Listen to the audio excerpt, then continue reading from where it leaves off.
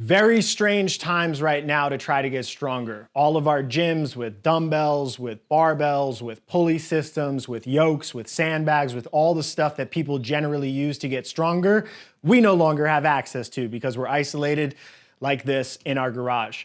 We created this quarantine machine. We have a separate video that explains how to build it and construct it on YouTube, or you can go to trainingthinktank.com/quarantine machine to get more information on the machine. But essentially, this machine is a very cheap and easy way to do isometric training. Isometric training is super beneficial for two main reasons. The first is that it's pretty safe. So when you're doing normal strength training, you're going through end ranges and you're going through eccentric contractions, there's a lot more muscular damage, which is generally where people get strains and pulls and just break down their muscle tissue. Now that's good for growth, it's good for hypertrophy, it's good for getting big and strong and jacked, but sometimes if you get hurt and you can't consistently train, it's not really good for longevity of strength development. So isometrics kind of comes in as a safer alternative to do that more regularly, and that means you can do a little bit more volume. The second is it's really effective training.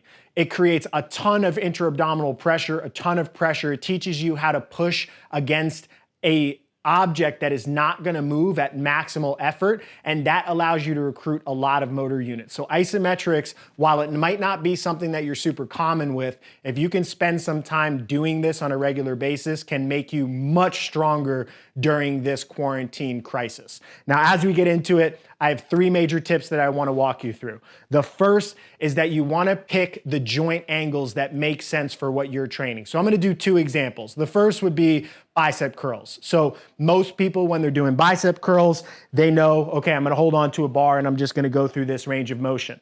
Now, when you're doing isometrics, you're not going through the whole bicep curl range. So let's say for you, you really struggle to get the bar started. And what happens with most people is they go to get the bar started and they use a little bit of hip momentum, swing it up, and then they get a little bit more leverage, their biceps get tight, and then they start to be able to pull here. And some people even just do partial ranges and they won't go into that full extension to avoid that weak area. So let's say you have the opportunity to do isometrics with something like this. I want to train this bottom range. So that's the joint angle that I'm gonna pick. I'm in this bottom range, I'm doing bicep curls, and then I do my contractions here. The second, well, actually, before I get to the second, let's use a second example of that with joint angles. So that would be for bicep curls. Let's say that I'm trying to use this to develop weightlifting technique because I'm a CrossFitter or I'm a weightlifter and I want to improve my front squat. And the point of my front squat that is most weak is my bottom position. So this same height that I would use for my bicep curl would basically be my bottom position for a front squat. And then that's where I would do my contractions here.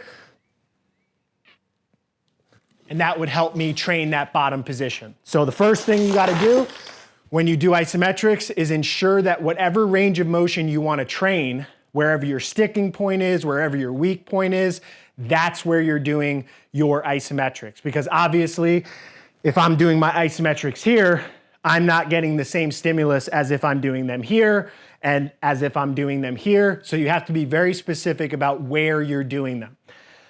The second tip when you're doing this is not to excessively explode into a contraction. You should take about a second or two to build into your contraction.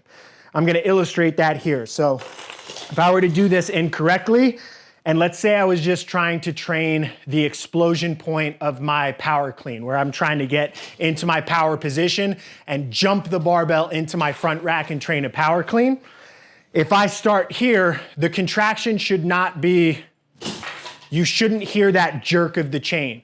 It should be 1 to 2 seconds where I get a really firm grip, I slowly build tension, and then I'm into my maximal contraction. And that will probably make me shake. That ramping makes it safer, and it also gives you some time to build into an aggressive contraction. So that is tip number 2 as you're going.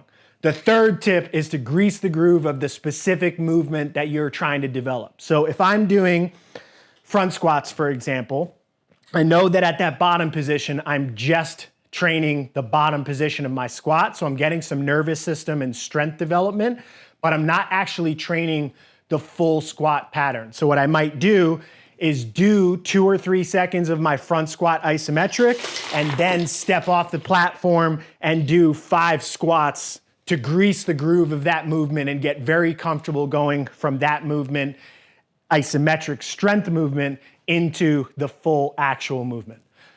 Those are 3 tips for being able to get stronger using the quarantine machine during isolation. If you want some more information on how to program this and how to use this in your own training, go to trainingthinktank.com/quarantine machine.